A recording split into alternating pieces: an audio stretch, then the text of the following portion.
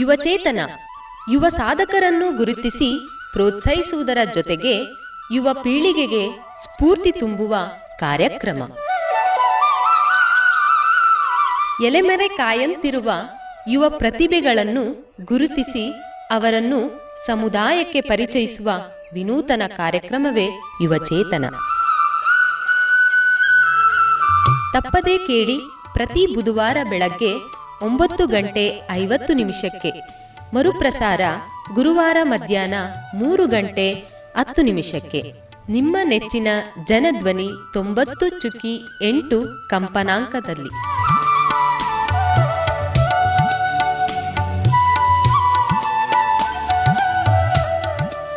ಪ್ರೀತಿಯ ಕೇಳುಗರಿಗೆಲ್ಲ ನಮಸ್ಕಾರ. ನೀವು ಕೇಳ್ತಾ ಇದ್ದೀರಾ ಜನಧ್ವನಿ ರೇಡಿಯೋ. ಇದು 90.8 ಕಂಪನಾಂಕದಲ್ಲಿ ಸರಗೂರಿನಿಂದ ಪ್ರಸಾರವಾಗುತ್ತಿರುವ ಮೈಸೂರಿನ ಮೊಟ್ಟಮೊದಲ ಸಮುದಾಯ ರೇಡಿಯೋ. ನಾನು ನಿಮ್ಮ ರೇಡಿಯೋ ಗೆಳೆಯ ಶ್ರೀಕಾಂತ್ ಸರಗೂರು. ಯುವ ಸಾಧಕರನ್ನು ಗುರುತಿಸಿ ಪ್ರೋತ್ಸಾಹಿಸುವುದರ ಜೊತೆಗೆ ಯುವ ಪೀಳಿಗೆಗೆ ಸ್ಫೂರ್ತಿ ತುಂಬುವ ಯುವಚೇತನ ಕಾರ್ಯಕ್ರಮಕ್ಕೆ ಪ್ರೀತಿಪೂರ್ವಕ ಸ್ವಾಗತವನ್ನು ಕೋರುತ್ತಿದ್ದೇನೆ.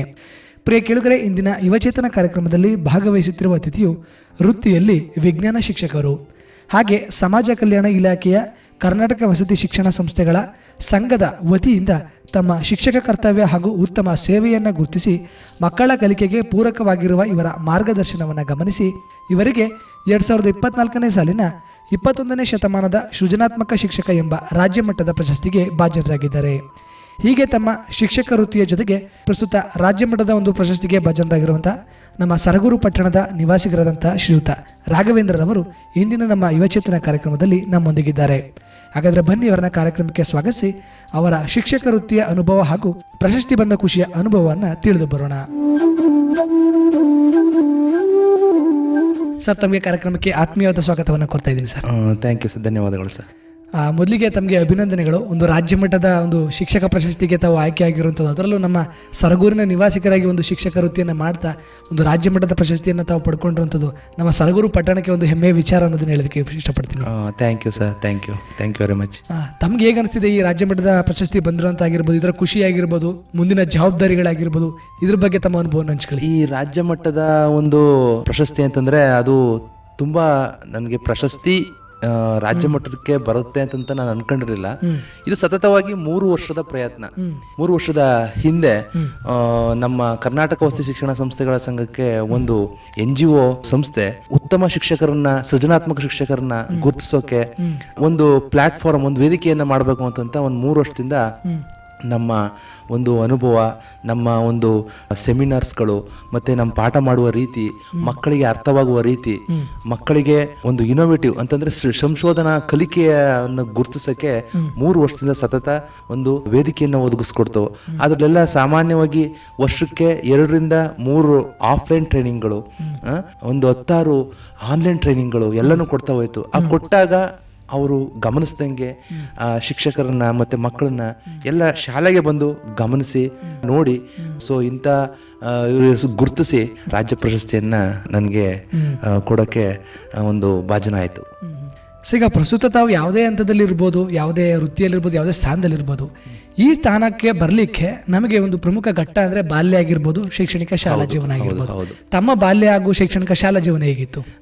ಬಾಲ್ಯ ಜೀವನ ನಂದು, ನಾನು 1 ರಿಂದ 10ನೇ ತರಗತಿ ತನಕ ಕನ್ನಡ ಮೀಡಿಯಮೇ, 1 ರಿಂದ 4 ಈ ಸರಗೂರಿನ JSS ಶಾಲೆಯಲ್ಲಿ ಓದಿದೆ. 5ನೇ ತರಗತಿಯಿಂದ 10ನೇ ತರಗತಿವರೆಗೆ ಕೋಟೆಯ ಸೇಂಟ್ ಮೇರೀಸ್ ಶಾಲೆಯಲ್ಲಿ ಓದಿದೆ. ನಾನು ಓದಿದ್ದು 1 ರಿಂದ 10ನೇ ತರಗತಿ ತನಕ ಕನ್ನಡ ಮೀಡಿಯಮೇ ಇತ್ತು, ಕನ್ನಡ ಮಾಧ್ಯಮ. ಅದರಲ್ಲಿ ನನಗೆ ಚಿತ್ರಗಳು ಬರೆಯೋದು ಚಿಕ್ಕದ್ರಿಂದನೂ ಅಷ್ಟೇ. ನಾವು ಒಂದು ಸೆಲ್ಲು ಅಥವಾ ಒಂದು ಬಲ್ಬು ಒಂದು ಸಿಕ್ಕಿದ್ರು ಕೂಡ ಅದನ್ನು ನಾನು ಕರೆಂಟಿನ ಮಾಡಿ ಸರ್ಕ್ಯೂಟ್ ಮಾಡೋದು, ಎಲೆಕ್ಟ್ರಿಸಿಟಿ ಮಾಡೋದು, ಈ ಥರ ಎಲ್ಲ ನನಗೆ ಚಿಕ್ಕದ್ರಿಂದನೂ ಕೂಡ ಒಂದು ಸ್ವಲ್ಪ ಆಸೆ.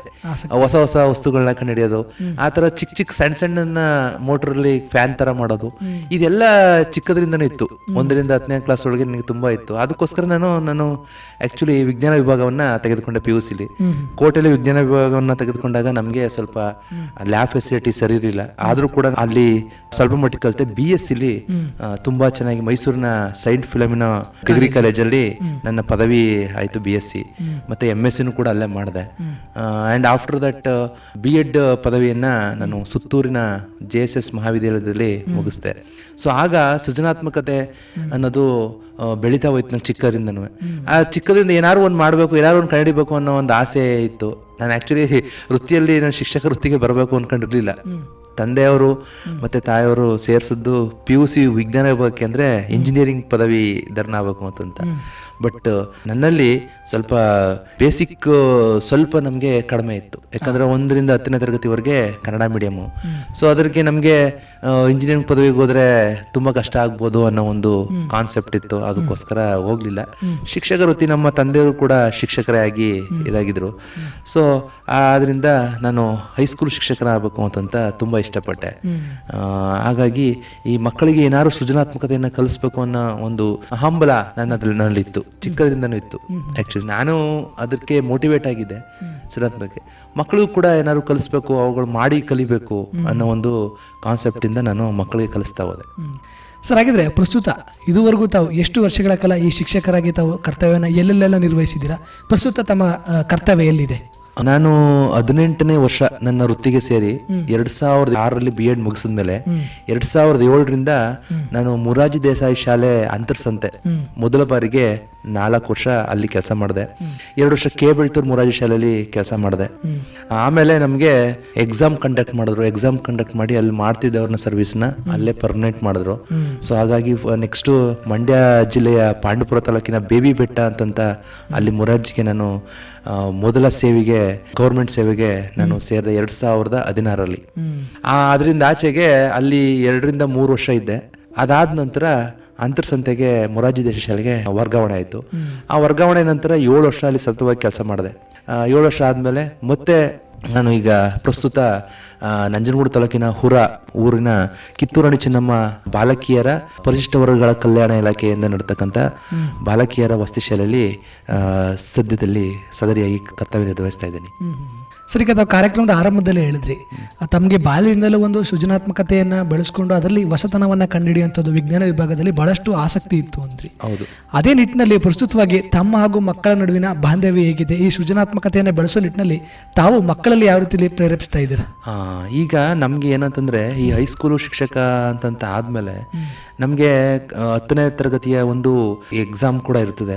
ಸೊ ಅದನ್ನು ನಾವು ಕಾನ್ಸಂಟ್ರೇಟ್ ಮಾಡಬೇಕಾಗುತ್ತೆ. ನಮಗೆ ಅಷ್ಟು ಅವಧಿಗಳು ಸಿಗಲ್ಲ, ಇದನ್ನು ಮಾಡಿ ಅದನ್ನು ಮಾಡಿ. ಅದರಲ್ಲಿ ಏನಾಗುತ್ತೆ ಅಂತಂದರೆ ನಾವು ಎರಡಕ್ಕೂ ಕೂಡ ಕಾನ್ಸಂಟ್ರೇಟ್ ಮಾಡಬೇಕಾಗುತ್ತೆ. ಈ ಕಡೆ ಒಂದು ಎಕ್ಸಾಮಿನೇಷನ್ ಪರ್ಪಸ್ ಇಂದ ಮಾಡಬೇಕಾಗುತ್ತೆ, ಈ ಕಡೆ ಮಕ್ಕಳ ಕಲಿಕೆಗೂ ಕೂಡ ಒತ್ತು ಕೊಡಬೇಕಾಗುತ್ತೆ. ಜೊತೆಗೆ ಇದ್ರ ಮಧ್ಯದಲ್ಲಿ ನಮಗೆ ಟ್ರೈನಿಂಗ್ಸು, ಅದು ಈ ಶಾಲಾ ಕರ್ತವ್ಯದ ಒಂದು ಕೆಲವು ಮಾರ್ಪಾಡುಗಳು ಎಲ್ಲನೂ ನಾವು ಒಂದು ಬ್ಯಾಲೆನ್ಸ್ ಆಗಿ ಮಾಡ್ಕೊಂಡು ಹೋಗ್ಬೇಕಾಗುತ್ತೆ. ಹಾಗೆ ಏನು ಮಾಡ್ತೀನಿ ಅಂತಂದರೆ ವಾರಕ್ಕೊಂದು ದಿನ ಈ ಥರ ಒಂದು ಅವಧಿನ ನಾನು ಹೊಸ ಏನಾದ್ರು ಸಂಶೋಧನೆಯ ಒಂದು ಕಲಿಕೆಗೆ ಒತ್ತನ್ನು ಕೊಡ್ತೀನಿ. ಶನಿವಾರ ಆಗಿರ್ಬೋದು ಅಥವಾ ಶುಕ್ರವಾರ ಆಗಿರ್ಬೋದು, ಒಂದು ದಿವಸ ಒಂದು ಅವಧಿನ ನಾನು ಇದಕ್ಕೋಸ್ಕರನೇ ಮೀಸಲಿಟ್ಟಿದ್ದೀನಿ. ಆಗೇನಾಗುತ್ತೆ, ಮಕ್ಕಳಿಗೆ ಇವತ್ತಿನ ದಿನ ಏನಾದ್ರು ಒಂದು ಹೊಸ ಒಂದು ಹುರುಪನ್ನು ಅಥವಾ ಯಾವುದೋ ಒಂದು ಹೊಸ ಒಂದು ಯಂತ್ರವನ್ನು ನಾನು ಮಾಡಬೇಕು ಅನ್ನೋ ಮನಸ್ಸು ಇರಲಿ ಅಂದ್ಬಿಟ್ಟು ನೆಕ್ಸ್ಟ್ ವೀಕ್ ಮುಂದಿನ ವಾರ ಈ ಥರದ್ದು ಮಾಡ್ತೀನಿ ಅಂತಂತ ಒಂದು ಮಕ್ಕಳಿಗೆ ಹೇಳಿದ್ರೆ, ಸೊ ಅವರು ಅದಕ್ಕೆ ರೆಡಿಯಾಗಿರ್ತಾರೆ, ಮೆಂಟಲಿ ಪ್ರಿಪೇರ್ ಆಗಿರ್ತಾರೆ. ಸೊ ಆಗ ನಾನು ಅದನ್ನು ಡೆಮಾನ್ಸ್ಟ್ರೇಟ್ ಮಾಡೋಕ್ಕೆ ಅದಕ್ಕೆ ಹೆಲ್ಪ್ ಮಾಡ್ತೀನಿ. ಆಗ ಮಕ್ಕಳು ಕೂಡ ಖುಷಿಯಿಂದ ಕಲಿತವೆ. ಒಂದು ಅವಧಿ ಅಥವಾ ವಾರದಲ್ಲಿ 2 ಅವಧಿನ ನಾನು ಇದಕ್ಕೋಸ್ಕರನೇ ಮೀಸಲಿಟ್ಟಿದ್ದೀನಿ. ಸರ್, ಈಗ ತಾವು ವಿಷಯವಾರ ನೋಡ್ತಂದ್ರೆ ವಿಜ್ಞಾನ ಶಿಕ್ಷಕರು, ವಿಜ್ಞಾನ ವಿಷಯದಲ್ಲಿ ನೋಡ್ತಂದ್ರೆ ಹಲವಾರು ಪ್ರಯೋಗಗಳು ಬರ್ತವೆ, ಹಲವಾರು ಸಂಶೋಧನೆಗಳಿರ್ತವೆ. ಮತ್ತಷ್ಟು ಮಕ್ಕಳಿಗೆ ಅವುಗಳನ್ನ ಪಾಠವನ್ನು ಕೇಳಿದಂಥ ಸಂದರ್ಭದಲ್ಲಿ ಹಲವಾರು ಅನುಮಾನಗಳು ಉಂಟಾಗೋ ಸಂದರ್ಭ ಇರುತ್ತೆ. ಶಿಕ್ಷಕರಾಗಿ ಎಷ್ಟೇ ಪದವಿಯನ್ನು ಗಳಿಸಿದ್ರು ಸರ್, ಮಕ್ಕಳ ಮುಂದೆ ನಿಂತು ಪಾಠವನ್ನು ಮಾಡಬೇಕಾದ್ರೆ ಅದಕ್ಕೆ ಬೇಕಾದಂಥ ತಯಾರಿಯನ್ನು ಮುಂಚಿತವಾಗಿ ಮಾಡ್ಕೊಳ್ಬೇಕಾಗುತ್ತೆ. ಮಕ್ಕಳ ಪ್ರತಿಯೊಂದು ಪ್ರಶ್ನೆಗೆ ಉತ್ತರಿಸಬೇಕಾದಂಥ ಸಾಮರ್ಥ್ಯವನ್ನು ಬೆಳೆಸ್ಕೋಬೇಕಾಗುತ್ತೆ. ಸರ್, ತಾವು ಯಾವ ರೀತಿಯ ಮುಂಗಡ ತಯಾರಿಯನ್ನು ಮಾಡಿಕೊಂಡು ಮಕ್ಕಳೊಂದಿಗೆ ಈ ಪಾಠ ಪ್ರವಚನವನ್ನು ಮಾಡ್ತಿದ್ರ? ಈಗ ನಾನು ಕ್ಲಾಸ್ಗೆ ಹೋದ ತಕ್ಷಣ ಈಗ ಹಳೆ ಮೆಥಡ್ ಇಲ್ಲ. ಈಗ ಮಕ್ಕಳನ್ನ ನಾವು ಫಸ್ಟ್ ಕೇಂದ್ರೀಕರಣ ಮಾಡಬೇಕು. ಹೌದು, ಮಕ್ಕಳ ಮನಸ್ಸು ಒಂಥರ ಚಿಟ್ಟೆ ಥರ ಹಾರಾಡ್ತಾ ಇರುತ್ತೆ. ಸೊ ಅದನ್ನ ಒಂದೇ ಕಡೆ ನಾವು ಏಕಾಗ್ರತೆ ಮಾಡಬೇಕು ಅಂದರೆ ಫಸ್ಟು ಮಕ್ಕಳ ಮನಸ್ಸನ್ನ ಫಸ್ಟು ಕ್ಲಾಸಲ್ಲಿ ಹೋದ ತಕ್ಷಣ ಒಂದು 5 ನಿಮಿಷಗಳ ಕಾಲ ನಮ್ಮ ಕಡೆ ಸೆಳೆತ ಮಾಡ್ಕೊಬೇಕು. ಈಗ ನಾನು ಒಂದು ತರಗತಿಗೆ ಹೋದ ತಕ್ಷಣ ಮಕ್ಕಳಿಗೆ ಒಂದು ಶೆಲ್ಲೋ ಅಥವಾ ಒಂದು ವೈರೋ ಒಂದು ಬಲ್ಪೋ ತೋರಿಸಿದಾಗ ಮಕ್ಕಳು ನನ್ನ ಹತ್ರ ಬರ್ತಾರೆ, ಕಮ್ಯುನಿಕೇಟ್ ಆಗ್ತಾರೆ. ಇದೇನು ಅಂತ ಕೇಳಿದಾಗ ಮಕ್ಕಳಿಗೆ ಅದು ಹೇಳ್ಬೇಕು ಅನ್ನೋ ಒಂದು ಕಾನ್ಸೆಪ್ಟ್ ಬರುತ್ತೆ ಮಕ್ಕಳಿಗೆ. ಆಗೇನು ಮಾಡ್ತಾರೆ, ಫಸ್ಟು ಅಟ್ರಾಕ್ಟ್ ಆಯ್ತಾರೆ ನನಗೆ. ಆಮೇಲೆ ನಾವು ಪಾಠವನ್ನ ನಿಧಾನಕ್ಕೆ ಅದರೊಳಗಡೆ ಇಳಿಸ್ಬೇಕು. ಯಾಕಂದ್ರೆ ಈಗ ಡೈರೆಕ್ಟ್ ಹೋಗಿ ಪಾಠ ಮಾಡೋದು ಅಷ್ಟು ತರವಲ್ಲ. ನಾನಂತೂ ಡೈರೆಕ್ಟ್ ಹೋಗಿ ಪಾಠ ಮಾಡೋದೇ ಇಲ್ಲ. ಅಟ್ಲೀಸ್ಟ್ 1 ನಿಮಿಷ ಅಥವಾ 2 ನಿಮಿಷ ಕತೆ ಯಾರು ಹೇಳ್ಬಿಟ್ಟು ನಾನು ಸ್ಟಾರ್ಟ್ ಮಾಡ್ತೀನಿ. ಯಾಕಂದ್ರೆ ಮಕ್ಕಳ ಮನಸ್ಸನ್ನ ಫಸ್ಟ್ ಹಿಡಿದಿಡಕ್ಕೆ ನಾವು ಪ್ರಯತ್ನ ಪಡ್ಬೇಕು. ಆಮೇಲೆ ನಾವು ಏನ್ ಬೇಕಾದ್ರೂ ಕಲಿಸ್ಬೋದು ಮಕ್ಕಳಿಗೆ. ಕಲಿಸಿದಾಗ ಅವ್ರಿಗೆ ಈಸಿಯಾಗಿ ಅರ್ಥ ಆಗ್ತಾ ಹೋಗುತ್ತೆ. ಆಮೇಲೆ ಮಕ್ಕಳಿಗೆ ಸ್ವಲ್ಪ ಮಧ್ಯ ಈಗ ಒಂದು 10 ನಿಮಿಷ ನಾನು ಹೇಳ್ತಾ ಇದ್ರೆ ಸೊ ಅವ್ರಿಗೆ ಒಂದು ಏನಾಗುತ್ತೆ, ಸ್ವಲ್ಪ ಬೇಜಾರಾಗುತ್ತೆ. ಆಗ ಏನಾರು ಅವ್ರ ಕೈಯಿಂದನೇ ಮಾಡಿಸೋದು. ಈಗ ಬಪ್ಪ ಇದನ್ನ ನೀನೇ ಕನೆಕ್ಟ್ ಮಾಡು ಅಂತ ಹೇಳೋದು, ತಪ್ಪಾದ್ರೆ ನಾನು ಹೇಳ್ಕೊಡ್ತೀನಿ ಅಂತ ಹೇಳೋದು. ಹಂಗ ಹೇಳಿದಾಗ ಮಕ್ಕಳಿಗೆ ಪ್ರಯತ್ನ ಮಾಡ್ತಾರೆ. ಅಟ್ಲೀಸ್ಟ್ ತಪ್ಪಾದ್ರೂ ನಾನು ಹೇಳ್ಕೊಡ್ತೀನಿ ಅನ್ನೋ ಒಂದು ಭರವಸೆ ಅವರಲ್ಲಿ ಇರುತ್ತೆ. ಆಗ ಮಕ್ಕಳು ಕೂಡ ಇಷ್ಟಪಟ್ಟು ಕಲಿತಾರೆ. ನಾವು ಯಾವತ್ತೂ ಕೂಡ ಮಕ್ಕಳಿಗೆ ಕಷ್ಟಪಟ್ಟು ಕಲಿಸ್ಬಾರ್ದು, ಅವ್ರಿಗೆ ಇಷ್ಟ ಇರೋದನ್ನೇ ಕಲಿಸ್ಬೇಕು. ಈಗ ನೋಡಿ 1, 2, 3, 4 ನಲ್ಲಿ ಕಲಿ ಅಂತ ಹೌದು, ಅದು ಗೊತ್ತಿರಬೇಕು ನಿಮಗೆ. ಸೊ ಅದು ಏನಾಗುತ್ತೆ, ಮಕ್ಕಳು ಅವುಗಳು ನಲಿತಾ ಕಲಿತವೆ. ಅದೇ ಥರ ನಾವು ಏನಕ್ಕೆ ಹೈಸ್ಕೂಲ್ ಲೆವೆಲ್ಲು ಕೂಡ ಮಾಡಬಾರ್ದು ಅನ್ನೋ ಒಂದು ಕಾನ್ಸೆಪ್ಟ್ ನಾನು ಅಳವಡಿಸ್ಕೊಂಡೆ. ಸೊ ಮಕ್ಕಳೇ ಮಾಡಿ ಅದನ್ನ ಮಕ್ಕಳೇ ತಯಾರು ಮಾಡಿ ಒಂದೀಗ ಹೊಸ ಒಂದು ವಿಜ್ಞಾನ ಒಂದು ಪ್ರಯೋಗ ಮಾಡಬೇಕು ಈ ಥರ ಇದೆ ಅಂತ ಹೇಳಿದಾಗ ಮಕ್ಕಳು ಕೂಡ ಅದನ್ನ ಇಷ್ಟಪಟ್ಟು ಮಾಡಕ್ಕೆ ಕಲಿತವೆ. ಆಗ ನಮಗೆ ಅವ್ರಿಗೆ ಏನು ಬೇಕು, ಫೆಸಿಲಿಟೇಟರ್ ಅಷ್ಟೇ.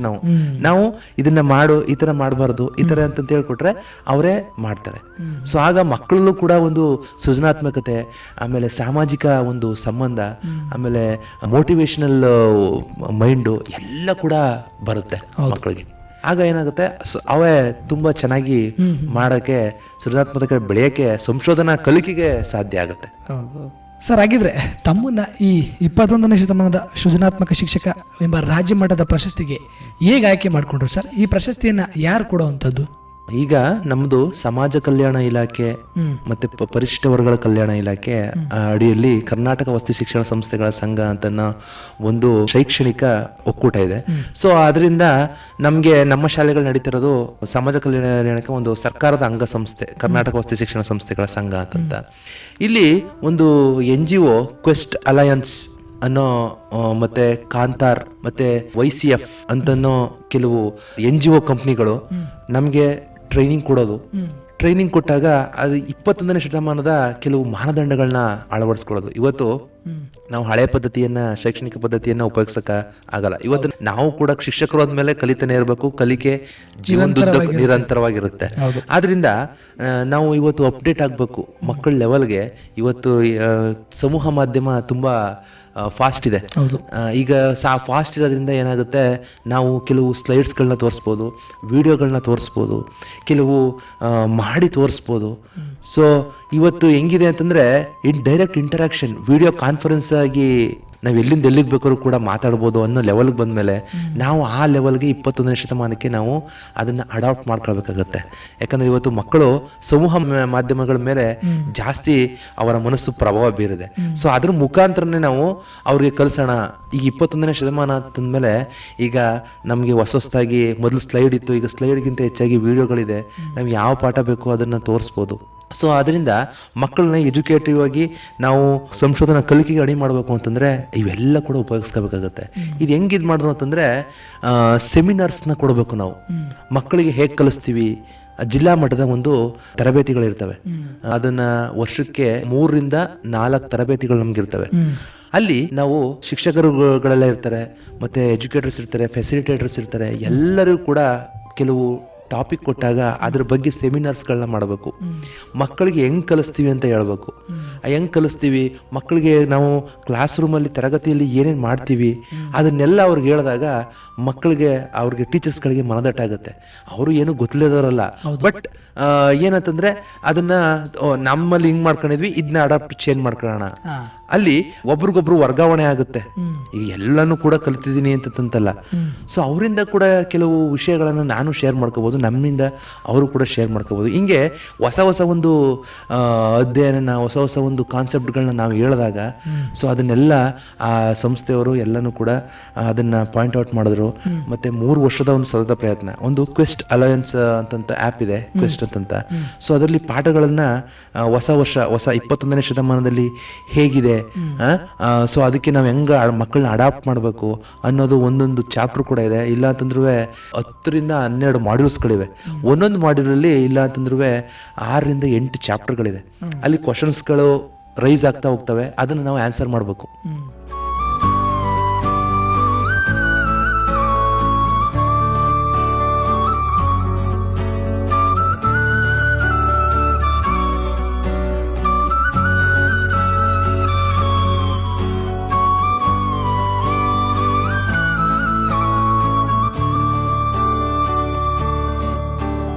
ಈಗ ಫಸ್ಟ್ ಟ್ರೈನಿಂಗ್ ಆದಮೇಲೆ 3 ಮಾಡ್ಯೂಲ್ನ ಮುಗಿಸ್ಬೇಕು ಅಂದರೆ ಒಂದು 18ರಿಂದ 20 ಪಾಠಗಳನ್ನು ಮುಗಿಸ್ಬೇಕಾಗತ್ತೆ. ಸೊ ಅದನ್ನೆಲ್ಲ ನಾನು ಮುಗಿಸ್ತಾ ಇದ್ದೆ. ಜೊತೆಗೆ ಇನ್ನೊಂದೇನು ಅಂತಂದರೆ ಅಲ್ಲಿ ಪಾಠಗಳು ಬರ್ತಿತ್ತು, ವೀಡಿಯೋಸ್ಗಳು ಬರ್ತಿತ್ತು, ಹೊಸ ಹೊಸ ಒಂದು ಸಂಶೋಧನೆಗೆ ಏನೇನು ಮಕ್ಕಳನ್ನ ಹೇಗೆ ತಯಾರು ಮಾಡೋದು ಅಂತಂದು ಗೊತ್ತಾಯಿತು. ಅದಕ್ಕೆಲ್ಲ ನಾನು ಆನ್ಸರ್ ಮಾಡ್ತಾ ಹೋದೆ. ಮತ್ತು ಅಲ್ಲಿ ಮಲ್ಟಿಪಲ್ ಚಾಯ್ಸ್ ಕ್ವಶನ್ಸ್ಗಳಿತ್ತು, ಅದನ್ನೆಲ್ಲ ಅಟೆಂಡ್ ಮಾಡ್ತಾ ಹೋದೆ. ಸೊ ಹಿಂಗೆ ಮಾಡ್ಯೂಲ್ಗಳನ್ನು 12ರಿಂದ 15 ಮಾಡ್ಯೂಲ್ ತನಕ ಇತ್ತು. ಸೊ ಅದನ್ನೆಲ್ಲ ಕಂಪ್ಲೀಟ್ ಮಾಡಿದೆ. 1 ವರ್ಷದಲ್ಲಿ ಕಂಪ್ಲೀಟ್ ಮಾಡಬೇಕಿತ್ತು. ಸೊ ಅದನ್ನೆಲ್ಲ 1ರಿಂದ 2 ವರ್ಷ ಆಯಿತು ಅದು ಕಂಪ್ಲೀಟ್ ಮಾಡೋದು. ಸೊ ಅದನ್ನೆಲ್ಲ ಮಾಡಿದೆ.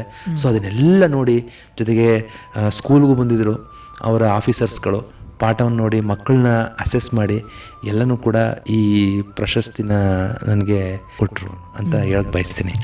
ಈ ಪ್ರಶಸ್ತಿ ಪ್ರದಾನ ಮಾಡಿದಂಥ ಕಾರ್ಯಕ್ರಮ ಎಲ್ಲಿ ಜರುಗಿತು ಸರ್? ಯಾರಿಂದ ಈ ಪ್ರಶಸ್ತಿ ಪ್ರದಾನ ಆಯಿತು? ಇದು ಬೆಂಗಳೂರಲ್ಲಿ ಅಶೋಕ್ ನಗರ್ಲಿರೋಂಥ ಒಂದು ಆಶೀರ್ವಾದ್ ಕಾಂಪ್ಲೆಕ್ಸ್ ಅನ್ನೋ ಒಂದು ಟ್ರೈನಿಂಗ್ ಸೆಂಟ್ರಲ್ಲಿ ಪ್ರಶಸ್ತಿ ಪ್ರದಾನ ಮಾಡಿದ್ರು.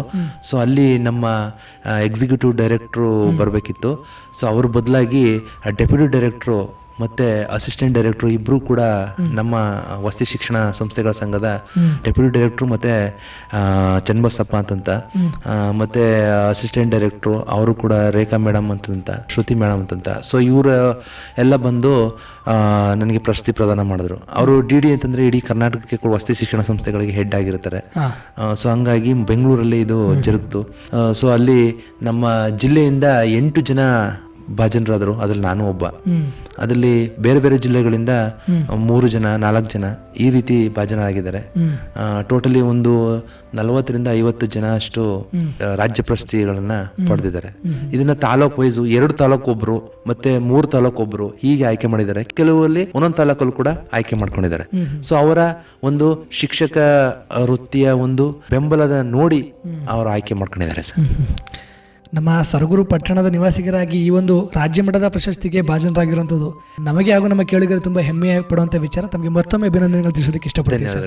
Thank you sir. ತಮಗೆ ಈ ರಾಜ್ಯ ಮಟ್ಟದ ಒಂದು ಉತ್ತಮ ಶಿಕ್ಷಕ ಪ್ರಶಸ್ತಿ ಬಂದಂಥ ಸಂದರ್ಭದಲ್ಲಿ ಶಾಲಾ ಆಡಳಿತ ವರ್ಗ ಆಗಿರ್ಬೋದು, ಅದರಲ್ಲೂ ಮುಖ್ಯವಾಗಿ ವಿದ್ಯಾರ್ಥಿಗಳಾಗಿರ್ಬೋದು, ತಮ್ಮ ಜೊತೆ ಯಾವ ರೀತಿಯೆಲ್ಲ ಖುಷಿಯನ್ನು ವ್ಯಕ್ತಪಡಿಸಿದ್ರು? ಮಕ್ಕಳಿಗೆ ನಾನು ಆ್ಯಕ್ಚುಲಿ ವಾರ ಅಂತಲೇ ನನಗೆ ಗೊತ್ತಾಯಿತು. ಒಂದು ವಾರ ಅಂತ ಗೊತ್ತಾದ್ಮೇಲೆ ಮಕ್ಳಿಗೆ ನಾನು ಹೇಳಿಲ್ಲ. ಆ್ಯಕ್ಚುಲಿ ನಮ್ಮ ಸ್ಟಾಫಲ್ಲಿ ನಮ್ಮ ಪ್ರಿನ್ಸಿಪಾಲು ಮತ್ತು ನನ್ನ ಸಹೋದ್ಯೋಗಿ ಮಿತ್ರರಿಗೆ ಹೇಳಿದ್ದೆ.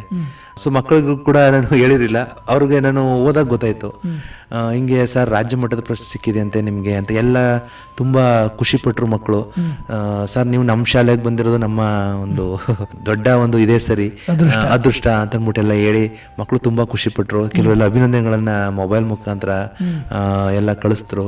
ಮತ್ತು ನನ್ನ ಹಳೆ ಸ್ಟೂಡೆಂಟ್ಸ್ಗಳೆಲ್ಲ ತುಂಬ ಇಷ್ಟಪಟ್ಟರು. ಆಗ ಇಷ್ಟಪಟ್ಟು ಎಲ್ಲ ಕೂಡ ಅಭಿನಂದನೆಗಳನ್ನ ಸಲ್ಲಿಸಿ, ಸರ್ ನಿಮ್ಮ 18 ವರ್ಷದ ಒಂದು ಈ ಸೇವೆಗೆ ನಿಮಗೆ ಮೊದಲೇ ಇದಾಗಬೇಕಿತ್ತು. ಸೊ ಆದರೂ ಕೂಡ ಒಂದು ಒಳ್ಳೆಯ ಒಂದು ಕರ್ತವ್ಯ ನಿರ್ವಹಿಸ್ತೀರಿ ಸರ್, ನಿಮಗೆ ಅಭಿನಂದನೆಗಳು ಅಂತ ಎಲ್ಲ ಕೂಡ ಖುಷಿಪಟ್ಟರು. ನನಗೂ ಕೂಡ ತುಂಬ ಖುಷಿ ಆಯಿತು. ಯಾಕಂದರೆ ಒಂದು ಶಿಕ್ಷಕ ವೃತ್ತಿ ಅಂತ ಅನ್ನೋದು ಬೇರೆ ಪ್ರೊಫೆಷನ್ಗಿಂತ ಜವಾಬ್ದಾರಿಯುತ ಒಂದು ಮಾದರಿ ವೃತ್ತಿ. ಇದರಲ್ಲಿ ನಾವು ಒಳ್ಳೆಯ ಒಂದು ಸ್ಟೇಟಸ್ ಅಂದರೆ ಒಂದು ಒಳ್ಳೆಯ ಒಂದು ಹಂತಕ್ಕೆ ಹೋಗ್ಬೇಕು ಅಂತಂದರೆ ನಾವು ತುಂಬ ಕಷ್ಟಪಡಬೇಕಾಗತ್ತೆ. ಮೊದಲಿನ ಶಿಕ್ಷಣನೇ ಬೇರೆ, ಈಗಿನ ಶಿಕ್ಷಣನೇ ಬೇರೆ. ತುಂಬ ಅಪ್ಡೇಟ್ ಆಗಿರ್ಬೇಕು ನಾವು. ಸೊ ಅದರಿಂದ ಮಕ್ಕಳು ಕೂಡ ತುಂಬ ಇಷ್ಟಪಟ್ಟರು. ಮತ್ತು ನಮ್ಮ ಪ್ರಿನ್ಸಿಪಲ್ ಆಗ್ಬೋದು, ನಮ್ಮ ಸ್ಟಾಫ್ ಆಗ್ಬೋದು, ನಮ್ಮ ಹಳೆ ಸ್ಟಾಫ್ ಆಗ್ಬೋದು, ನಮ್ಮ ಹಳೆಯ ಶಿಕ್ಷಕರು, ವೃತ್ತಿ ಬಾಂಧವರು, ಸ್ನೇಹಿತರು ಎಲ್ಲರೂ ಕೂಡ ಅಭಿನಂದನೆಗಳನ್ನ ಸಲ್ಲಿಸಿದ್ರು. ಅವ್ರಿಗೆಲ್ಲ ನಾನು ಆಭಾರಿಯಾಗಿರ್ತೀನಿ. ತುಂಬ ಒಂದು ಖುಷಿಯಾದ ವಿಚಾರ ಒಂದು ಇದಾಯಿತು ನನಗೆ. ಸರ್ ಹಾಗಿದ್ರೆ ಪ್ರಸ್ತುತ ಈ ಶಿಕ್ಷಕ ವೃತ್ತಿಯ ಜೊತೆಗೆ ಮುಂದಿನ ತಮ್ಮ ಭವಿಷ್ಯದ ಗುರಿಗಳೇನು? ನನ್ನ ಭವಿಷ್ಯದ ಗುರಿಗಳು ಅಂತಂದರೆ ಮಕ್ಕಳನ್ನ ಸಂಶೋಧನಾ ಪ್ರವೃತ್ತಿಯನ್ನು ಬೆಳೆಸೋದು ಮಕ್ಕಳಲ್ಲಿ. ಮಕ್ಕಳ ಒಂದು ಕಲಿಕೆಗೆ ನಾವು ಬರೀ ಲೆಕ್ಚರಿಂಗ್ ಮೆಥಡನ್ನೇ ಅಲ್ಲದೆ ಮಕ್ಕಳಿಗೆ ಸೃಜನಾತ್ಮಕವಾಗಿ ನೋಡಿ ಕಲಿ ಮಾಡಿ ನಲಿ ಅನ್ನೋ ಒಂದು ಕಾನ್ಸೆಪ್ಟ್ನ ಇಟ್ಕೊಂಡು ಮಕ್ಕಳನ್ನ ಅದಕ್ಕೆ ಸಂಶೋಧನಾ ಕಲಿಕೆಗೆ ಒಂದು ಅಣಿ ಮಾಡಬೇಕು. ಯಾಕಂದ್ರೆ ಇವತ್ತು ಮಕ್ಕಳು ಎಷ್ಟೇ ವಿದ್ಯೆ ಕಲ್ತಿರ್ಬೋದು, ಯಾಂತ್ರಿಕ ಒಂದು ಗುರಿಯನ್ನ ಇಟ್ಕೊಂಡು ಮಾಡಿದ್ರೆ ಅಟ್ಲೀಸ್ಟ್ ಅವನ ವಿದ್ಯೆ ಅಟ್ಲೀಸ್ಟ್ ಅವನು ಏನಾದ್ರು ಒಂದು ಮಾಡಿ ಸಾಧನೆ ಕೂಡ ಮಾಡ್ಬೋದು. ಇವತ್ತು ಎಲ್ಲ ಕಲಿಕೆ ಬರೀ ಓದಿನಲ್ಲೇ ಇಲ್ಲ, ಎಲ್ಲ ನಮ್ಮ ಒಂದು ಮೆಕ್ಯಾನಿಕಲ್ ಅಂತಂದ್ರೆ ಯಾಂತ್ರಿಕವಾಗಿ ನಾವು ಅವ್ರನ್ನ ತಯಾರು ಮಾಡ್ಬೇಕಾಗತ್ತೆ. ಸೊ ಆಗ ಅವನ ಮನಸ್ಸಿಗೆ ಸೊ ಯಾಂತ್ರಿಕವಾಗಿ ನನಗೆ ಬುದ್ಧಿಶಕ್ತಿ ಹೆಚ್ಚಾಗಿದೆ. ಈಗ ಮನುಷ್ಯ ಒಬ್ಬನೇ ಈ ಬುದ್ಧಿಶಕ್ತಿ ಒಂದರಲ್ಲೇ ಇರಲ್ಲ, ಯಾಂತ್ರಿಕ ಬುದ್ಧಿಶಕ್ತಿ ಇರುತ್ತೆ. ಸೊ ಸಮಾಜದೊಂದಿಗಿನ ಒಂದು ಅಡಾಪ್ಟೇಷನ್ ಹೆಂಗಿರ್ತಾನೆ ಸಮಾಜದೊಂದಿಗೆ, ಅದು ಕೂಡ ಬುದ್ಧಿಶಕ್ತಿಗೆ ಬರುತ್ತೆ, ಸಾಮಾಜಿಕ ಬುದ್ಧಿಶಕ್ತಿ ಅಂತ ಬರುತ್ತೆ. ಸೊ ಅದಕ್ಕೆಲ್ಲ ಅಣಿ ಮಾಡಬೇಕು ಅಂದರೆ ಮಕ್ಕಳನ್ನ ಫಸ್ಟ್ ಸಂಶೋಧನಾ ಕಲಿಕೆ ಪ್ರವೃತ್ತಿಯನ್ನು ಬೆಳೆಸ್ಬೇಕು. ಅದು ಬೆಳೆಸಿದಾಗ ನಮಗೆ ಮಕ್ಕಳು ಕೂಡ ಯಾವಾಗಲೂ ಕೂಡ ನೆನೆಸ್ಕೋತಾರೆ ಅದನ್ನ, ಅವರ ಮುಂದಿನ ಭವಿಷ್ಯ ಚೆನ್ನಾಗಾಗ್ಬೋದು. ಯಾಕಂದ್ರೆ ಇವತ್ತು ಓದಿ ಮಾರ್ಕ್ಸ್ ಕಾರ್ಡ್ ಪಡೆಯೋದೇ ದೊಡ್ಡ ವಿಷಯ ಅಲ್ಲ. ಮಕ್ಕಳನ್ನ ಒಂದು ಸಂಶೋಧನಾ ಪ್ರವೃತ್ತಿಗೆ ಇದು ಮಾಡಿದಾಗ ಅವರು ಕೂಡ ಅದನ್ನ ಇನ್ಸ್ಪೈರ್ ಆಗಿ ತಕೊಂಡು ಇನ್ನೊಂದಷ್ಟು ಜನಕ್ಕೆ ಇನ್ಸ್ಪೈರ್ ಆಗ್ಬೋದು ಅನ್ನೋ ಒಂದು ಕಾನ್ಸೆಪ್ಟ್ ನ ಇಟ್ಕೊಂಡು ನಾನು ನೆಕ್ಸ್ಟ್ ಮುಂದಿನ ಗುರಿಗಳಲ್ಲಿ ಅದೇ ನನ್ನ ಮುಖ್ಯ ಗುರಿ. ಮಕ್ಕಳನ್ನ ಏನ್ ಮಾಡ್ಬೇಕು ಅಂತಂದ್ರೆ ಸಂಶೋಧನಾ ಪ್ರವೃತ್ತಿನ ಕಲಿಸೋದು, ಅದನ್ನ ಮಾಡ್ಬೇಕು ಅನ್ಕೊಂಡಿದ್ದೀನಿ. ಮುಂದಿನ ಇನ್ನು ಅವಧಿಗಳಲ್ಲಿ ವಾರಕ್ಕೆ 1 ಅಥವಾ 2 ಅವಧಿ ತಗೊಳ್ತಾ ಇದ್ದೆ, ಇನ್ನೂ ಜಾಸ್ತಿ ಅವಧಿಗಳನ್ನ ಇಟ್ಟು ಇದಕ್ಕೆ ಅಣಿ ಮಾಡೋಣ ಅಂತ ಅನ್ಕೊಂಡಿದ್ದೀನಿ ಸರ್. ವಿದ್ಯಾರ್ಥಿಗಳ ಭವಿಷ್ಯದ ಹಿತದೃಷ್ಟಿಯಿಂದಿರುವ ತಮ್ಮ ಮುಂದಿನ ಎಲ್ಲ ಭವಿಷ್ಯದ ಗುರಿಗಳಿಗೆ ಶುಭವಾಗಲಿ ಅಂತ ನಾವು ಕೂಡ ಆಶಿಸ್ತೀವಿ sir. Thank you sir, thank you very much sir. Sir, ಈಗ ಪ್ರಸ್ತುತವಾಗಿ ಯುವ ಶಿಕ್ಷಕರು ತಮ್ಮ ವೃತ್ತಿಯನ್ನು ಮಾಡ್ತಾ ಇದ್ದಾರೆ. ಅದರಲ್ಲೂ ವಿಶೇಷವಾಗಿ ಗ್ರಾಮೀಣ ಭಾಗದಲ್ಲಿ ಬರುವಂಥ ಯುವ ಶಿಕ್ಷಕರುಗಳಾಗಿರ್ಬೋದು, ಯಾವುದೇ ಶಿಕ್ಷಕರುಗಳಾಗಿರ್ಬೋದು ಸರ್, ಒಂದು ವಿದ್ಯಾರ್ಥಿಗಳ ಭವಿಷ್ಯವನ್ನು ಉಜ್ವಲಗೊಳಿಸುವಲ್ಲಿ ತಮ್ಮ ಶಿಕ್ಷಕ ವೃತ್ತಿಗೆ ಒಂದು ಉತ್ತಮವಾದ ನ್ಯಾಯ ಒದಗಿಸುವ ನಿಟ್ಟಿನಲ್ಲಿ ತಾವು ಒಂದು ಇಷ್ಟು ವರ್ಷಗಳ ಅನುಭವದ ಪ್ರಕಾರ ಆ ಯುವ ಶಿಕ್ಷಕರಿಗೆ ತಾವೇನು ಸಲಹೆ ಕೊಡೋದಕ್ಕೆ ಇಷ್ಟಪಡ್ತೀರಾ? ಮೊದಲನೇದಾಗಿ ಶಿಕ್ಷಕ ವೃತ್ತಿನ ಇಷ್ಟಪಡಬೇಕು. ಹೌದು, ಶಿಕ್ಷಕ ವೃತ್ತಿನ ಇಷ್ಟಪಡದೆ ಯಾವುದೂ ಕೂಡ ಸಾಧ್ಯ ಆಗಲ್ಲ. ನಾವು ಯಾವುದೇ ಪ್ರೊಫೆಷನ್ ಆಗಿರ್ಬೋದು, ಯಾವುದೇ ಒಂದು ವೃತ್ತಿ ಆಗಿರ್ಬೋದು, ಮೊದಲು ಅದನ್ನ ಇಂಟ್ರೆಸ್ಟ್ ಇಂದ ನಾವು ಇಷ್ಟಪಡಬೇಕು. ಇಷ್ಟಪಡದೆ ಯಾವುದೂ ಕೂಡ ಸಾಧ್ಯ ಆಗಲ್ಲ. ಮೊದಲು ನಾವು ಸೆಲ್ಫ್ ಇಂಟ್ರೆಸ್ಟ್ನ ಪಟ್ಟು ಇಷ್ಟಪಟ್ಟು ಅಲ್ಲಿ ಆ ವೃತ್ತಿಗೆ ನಾವು ಏನು ಮಾಡಬೇಕು, ಏನು ಮಾಡಿದ್ರೆ ಈ ವೃತ್ತಿಲಿ ನನಗೆ ಒಂದು ಒಳ್ಳೆ ಒಂದು ಭವಿಷ್ಯ, ಒಂದು ಮಕ್ಕಳ ಭವಿಷ್ಯ, ದೇಶದ ಭವಿಷ್ಯ ಅಡಗಿರುತ್ತೆ ಅನ್ನೋದನ್ನ ನಾವು ತಿಳ್ಕೊಬೇಕಾಗತ್ತೆ. ಸೊ ಇಷ್ಟಪಟ್ಟು ಕೆಲಸ ಮಾಡಿದಾಗ ಯಾವತ್ತಿದ್ರೂ ಕೂಡ ಫಲ ಸಿಕ್ಕೇ ಸಿಗುತ್ತೆ. ನಾವು ಯಾವತ್ತೂ ಕೂಡ ಪ್ರಶಸ್ತಿ ಹಿಂದೆ ಹೋದವರಲ್ಲ, ಯಾವತ್ತು ನಮ್ಮ ಕರ್ತವ್ಯದ ಒಂದು ಹಿಂದೆ ಹೋಗ್ಬೇಕು. ನಾವು ಕರ್ತವ್ಯ ಯಾವುದೇ ಆಗಲಿ, ಸೊ ಅದನ್ನ ಫಲಾಪೇಕ್ಷೆ ಪಡೆಯದೆ ನಾವು ಕಷ್ಟಪಟ್ಟು ಕೆಲಸ ಮಾಡಿದಾಗ ಸೊ ನಾವು ಏನು ಬೇಕಾದ್ರೂ ಸಾಧಿಸ್ಬೋದು. ಈಗಿನ ಯುವ ಶಿಕ್ಷಕರು ನಾನು ಒಂದೇ ಹೇಳೋದು, ಯಾವುದೇ ಕೆಲಸ ಮಾಡಲಿ, ಆ ಕೆಲಸ ಮಾಡಿದಾಗ ಅದನ್ನ ಇಷ್ಟಪಟ್ಟು ಮಾಡಿದಾಗ, ಮಕ್ಕಳ ಹಿತದೃಷ್ಟಿಯಿಂದ, ಸಮಾಜದ ಹಿತದೃಷ್ಟಿಯಿಂದ ಮಾಡಿದಾಗ ಎಲ್ಲ ಕೂಡ ಸಾಧ್ಯ ಅಂತ ಹೇಳ್ತೀನಿ. ಬಹಳ ಉತ್ತಮವಾದ ಸಲಹೆನೇ ನಮ್ಮ ಯುವ ಶಿಕ್ಷಕರಿಗೆ ತಾವು ನೀಡಿದ್ದೀರಿ ಸರ್. ಸರ್, ಈಗ ಕಾರ್ಯಕ್ರಮದ ಕೊನೆ ಹಂತಕ್ಕೆ ಬರ್ತಿದ್ದೀವಿ. ಕೊನೆಯದಾಗಿ ತಮ್ಮ ಮಾತುಗಳನ್ನು ಕೇಳ್ತಿರುವಂಥ ನಮ್ಮ ಜನಧ್ವನಿ ಕೇಳುಗರಿಗಾಗಿರ್ಬೋದು, ಸಮುದಾಯದ ಜನತೆಗಾಗಿರ್ಬೋದು, ತಮ್ಮ ಕಿವಿ ಮಾತೇನು? ಜನಧ್ವನಿ ನನಗೆ ಇದು ಹೊಸ್ತಲ್ಲ. ಆಗ್ಲಿಂದನೂ ಕೂಡ ಕೆಲವು ಸಂದರ್ಶನಗಳು ನಡೆದಿವೆ. ವಿಜ್ಞಾನ ವಿಷಯಕ್ಕೆ ಸಂಬಂಧಪಟ್ಟಂತೆ ಹಲವಾರು ಬಾರಿ ಇಲ್ಲಿಗೆ ಬಂದಿದ್ದೀನಿ, ವಿಷಯವಾರು ಕಾರ್ಯಕ್ರಮಗಳಲ್ಲಿ. ಆಮೇಲೆ ನಿಮ್ಮ ಒಂದು ಬಾನುಲಿ ಕೇಂದ್ರದಿಂದ ಇವತ್ತು ಆ್ಯಪ್ಗಳೆಲ್ಲ ಇದೆ, ಇಡೀ ಪ್ರಪಂಚದಾದ್ಯಂತ ಎಲ್ಲಿ ಬೇಕಾದ್ರೂ ಕೂಡ ಕೇಳ್ಬೋದು. ಇದು ಒಂದು ಒಳ್ಳೆ ಸಮುದಾಯ ಬಾನುಲಿ ಆಗಿದೆ.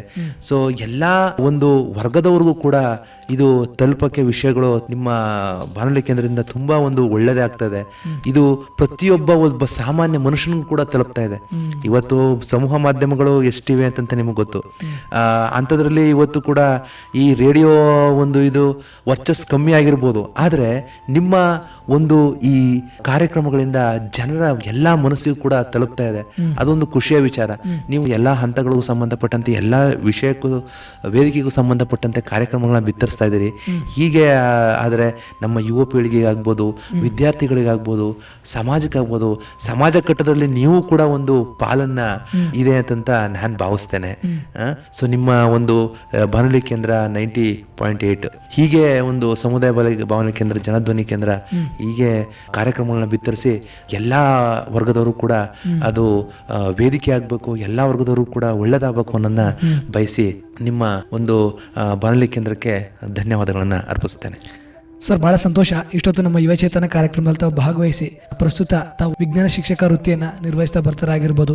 ಇದುವರೆಗೂ ತಾವು 18 ವರ್ಷಗಳ ಕಾಲ ತಾಲೂಕಿನ ವಿವಿಧ ಭಾಗಗಳಲ್ಲಿ ತಮ್ಮ ಹಾಗೂ ಮಕ್ಕಳ ಒಂದು ಒಡನಾಟದೊಂದಿಗೆ ಪಾಠ ಪ್ರವಚನಗಳನ್ನು ಮಾಡೋ ಮುಖಾಂತರ ಮಕ್ಕಳಲ್ಲಿ ಒಂದು ಏಕಾಗ್ರತೆಯನ್ನು ಹೆಚ್ಚುವ ಮುಖಾಂತರ ಅವರ ಭವಿಷ್ಯದ ಬೆಳವಣಿಗೆಗೆ ಪೂರಕ ಆಗುವಂಥ ಅಗತ್ಯ ವಿಚಾರಗಳನ್ನು ಅರಿವು ಮೂಡಿಸೋದ್ರಲ್ಲಿ ತಮ್ಮ ಶಿಕ್ಷಕ ವೃತ್ತಿಯನ್ನು ನಿರ್ವಹಿಸ್ತಾ ಪ್ರಸ್ತುತವಾಗಿ 2024ನೇ ಸಾಲಿನ 21ನೇ ಶತಮಾನದ ಸೃಜನಾತ್ಮಕ ಶಿಕ್ಷಕ ಎಂಬ ರಾಜ್ಯ ಮಟ್ಟದ ಪ್ರಶಸ್ತಿಗೆ ಭಾಜನರಾಗಿರುವಂಥ ಅನುಭವ ಆಗಿರ್ಬೋದು, ಈ ಪ್ರಶಸ್ತಿ ಬಂದಂಥ ಖುಷಿಯಾಗಿರ್ಬೋದು, ಹಾಗೆಯೇ ಈ ಪ್ರಶಸ್ತಿ ಬಂದಿರೋದು ತಮಗೆ ಮುಂದಿನ ಭವಿಷ್ಯದಲ್ಲಿ ಇನ್ನೆಷ್ಟೆಲ್ಲ ಜವಾಬ್ದಾರಿಗಳನ್ನು ಹೆಚ್ಚಿಸಿರೋದಾಗಿರ್ಬೋದು, ತಮ್ಮ ಮುಂದಿನ ಗುರಿಗಳಾಗಿರ್ಬೋದು, ಮತ್ತು ಯುವ ಶಿಕ್ಷಕರು ಮಕ್ಕಳ ಒಂದು ಭವಿಷ್ಯವನ್ನು ಉಜ್ವಲ ಮಾಡೋ ನಿಟ್ಟಿನಲ್ಲಿ ತಮ್ಮ ಈ ಶಿಕ್ಷಕ ವೃತ್ತಿಯಲ್ಲಿ ಒಂದು ಯಶಸ್ಸನ್ನು ಕಾಣೋ ನಿಟ್ಟಿನಲ್ಲಿ ಯಾವ ರೀತಿಯೆಲ್ಲ ಕ್ರಮಗಳನ್ನ ಅನುಸರಿಸಬೇಕು ಅನ್ನೋ ಕುರಿತು ಉತ್ತಮ ಸಲಹೆಗಳುಳ್ಳ ಉಪಯುಕ್ತ ಮಾಹಿತಿಯನ್ನು ಇಂದಿನ ನಮ್ಮ ಕಾರ್ಯಕ್ರಮದಲ್ಲಿ ನಮ್ಮ ಜೊತೆ ಭಾಗವಹಿಸಿ ನಮಗೆ ಹಾಗೂ ನಮ್ಮ ಕೇಳುಗರಿಗೆ ಒಂದಷ್ಟು ಸ್ಫೂರ್ತಿದಾಯಕ ಮಾಹಿತಿಯನ್ನು ನಮ್ಮ ಜೊತೆ ಹಂಚ್ಕೊಂಡಿದ್ದಕ್ಕೆ ತಮಗೆ ತುಂಬ ಹೃದಯದ ಧನ್ಯವಾದಗಳನ್ನು ಹೇಳೋದಕ್ಕೆ ಇಷ್ಟಪಡ್ತೀನಿ ಸರ್. ಧನ್ಯವಾದಗಳು ಸರ್. ಧನ್ಯವಾದಗಳು ಸರ್. ತಮ್ಮ ಈ ಶಿಕ್ಷಕ ವೃತ್ತಿಯಲ್ಲಿ ಮತ್ತಷ್ಟು ಹೆಚ್ಚಿನ ಯಶಸ್ಸು ಸಿಗಲಿ, ನಿಮ್ಮ ಮುಖಾಂತರ ಒಂದಷ್ಟು ವಿದ್ಯಾರ್ಥಿಗಳ ಭವಿಷ್ಯ ಉಜ್ವಲವಾಗಲಿ ಅಂತ ಆಶಿಸ್ತಾ